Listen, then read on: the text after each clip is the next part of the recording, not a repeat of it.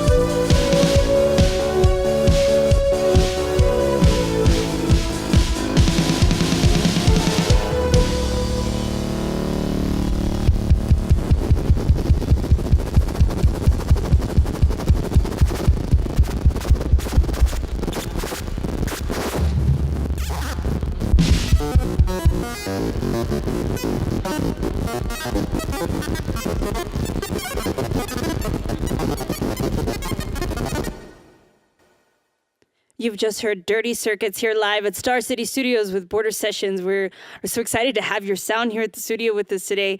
Dirty Circuits has really evolved from the last time I actually saw you guys. I was able to catch you at Love Buzz, and you were a duo back then.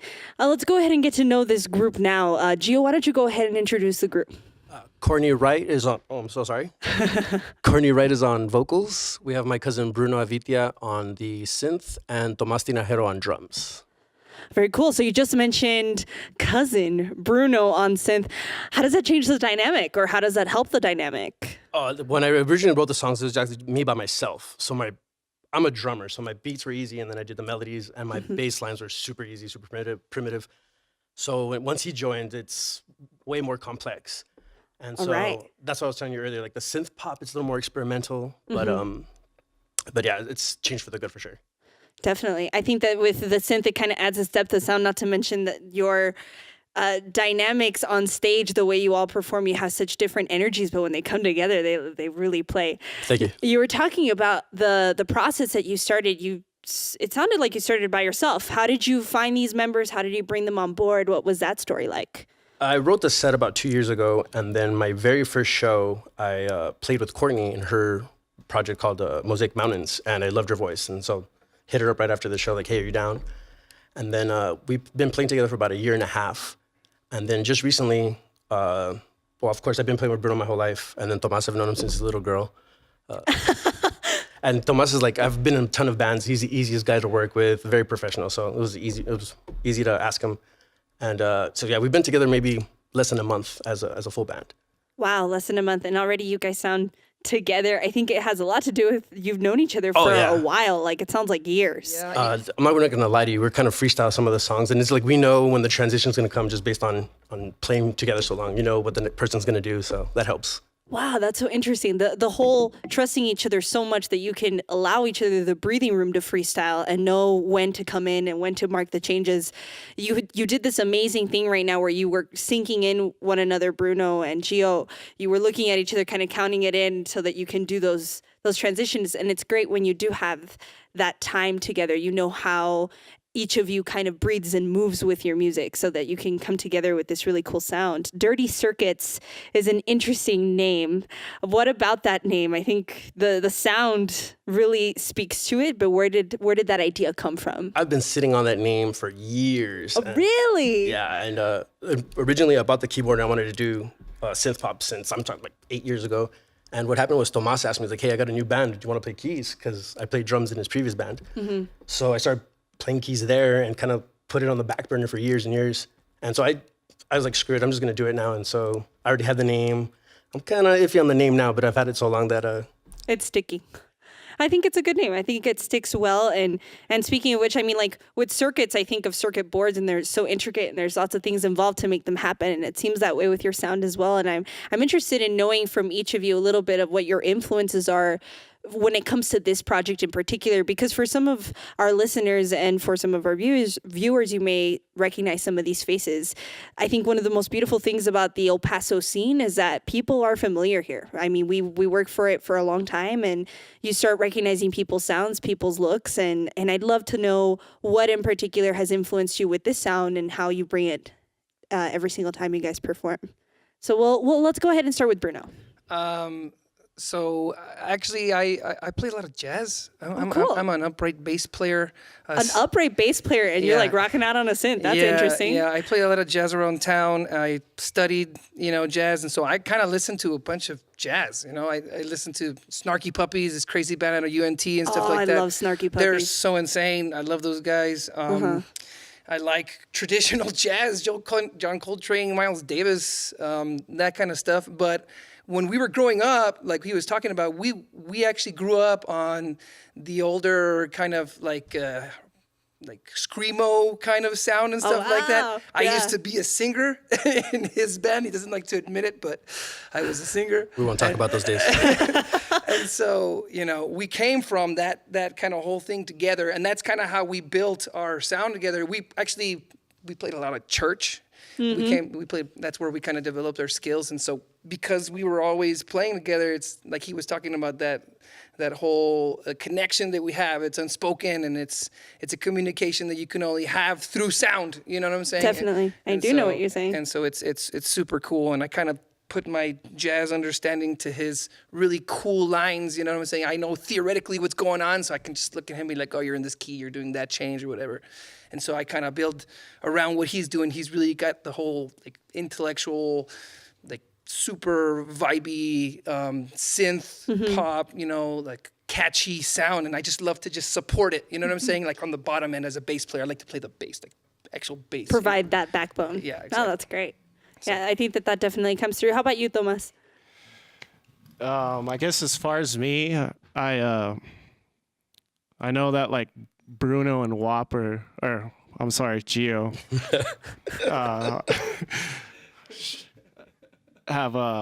they all have like a really intense energy since I've been playing with them forever. So I kind of have to keep up with that and bring in some like very energetic kind of drums to fill in with that. But also at the same time, like I got to keep it kind of smooth too, to balance that out with Courtney's vocals. So I was going to mention something similar. I think it's great that you guys have such hard hits and you come in together so nicely, but it's almost like the frenzy that comes together with the sound you guys have. There's this easiness that comes in as soon as Courtney starts singing. I think people take for granted a lot of the times people think that power makes the voice, but sometimes the subtleties and the nuances that a vocalist can do really is that ointment to ease the frenzy of the sound. Courtney, what's a little bit of your background? How did you get into singing? This sound that you found, it's very easy to listen to, but kind of haunting at the same time. It's really great. Thank you. So my solo project, I play a lot of folk music, and it's just acoustic. And then when I started writing for Dirty Circuits, it wasn't so much lyrically driven. More, I wanted more melodies. And that's just my style. I'm a soft singer, and I think it kind of all balanced really well.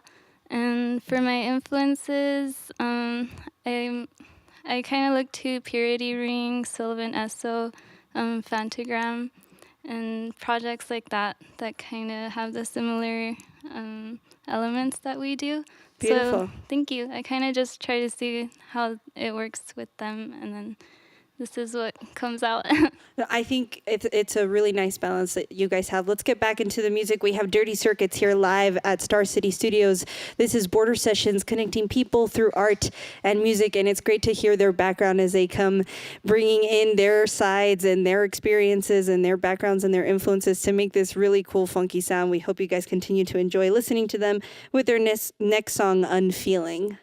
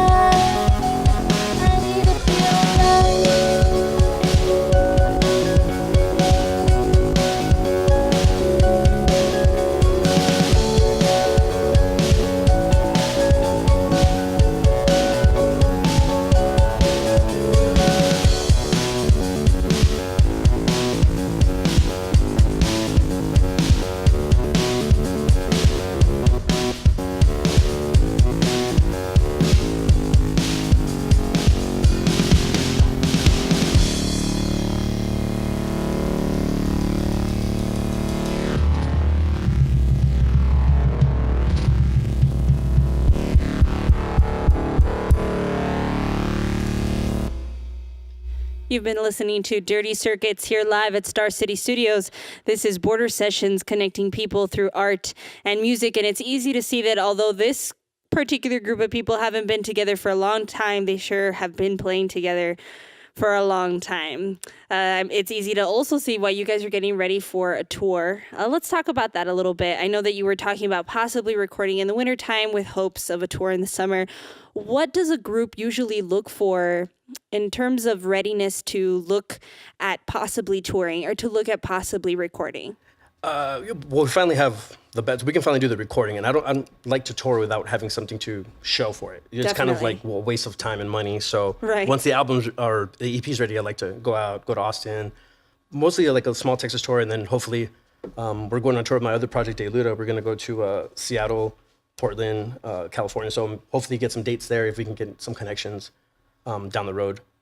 But yeah, hopefully, of course, first stop is Austin once we get the EP out. What is it about Austin? It seems like a place for El Paso bands to migrate to kind of try out their sound at a larger scale. Why do we go to Austin, guys? What is it about that place for us that we just want to try our sound out over there? I just came back from Austin. Actually, I was at ACL this last weekend. Oh, great! How was that? It's awesome.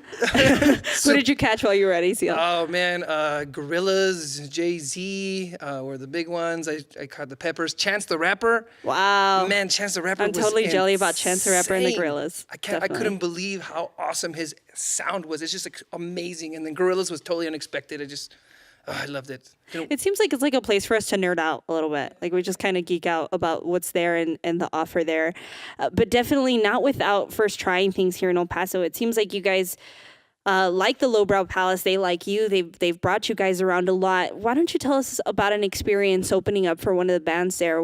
Which one definitely stands out in your list of them? The Austra show. We got so many new fans from that one. We were still kind of new, and yeah, we got a bunch of like fans that now go to all the shows and stuff. And so that was a good one. Computer Magic, though, she was amazing. I think more than anything, people saw her during because we sound like Computer Magic in a way. And you also the titles go together: Computer Magic and Dirty Circuits. It sounds like a match made in heaven. Yeah, but we're fortunate enough where they let us open up for them. So there's people that don't know we exist that like that kind of music. So they go to see Computer Magic and, oh, wow, there's a band from El Paso that sounds like that. So we've been very fortunate. So, the guys from Splendid have been hooking it up. So we get really good shows, thank God, this year. And speaking of creating that fan base, I'm going to go ahead and insert for you guys here. Please follow them at Dirty Circuits. You can find them on Instagram, on Facebook. That's definitely the platforms that they're communicating through. You can find out when their next shows are, see what's on the horizon for this really cool band. You have such an eclectic sound. You can tell those influences that you all have and this awesome way of working together. It's great to see you guys perform. There's just this beautiful wave of energy. And I gotta say, Courtney, it's such a pleasure to hear a singer like you. Because I think often, like I mentioned before, people do really put a lot of emphasis on a power singer, but there is lots of power in the way that you do sing.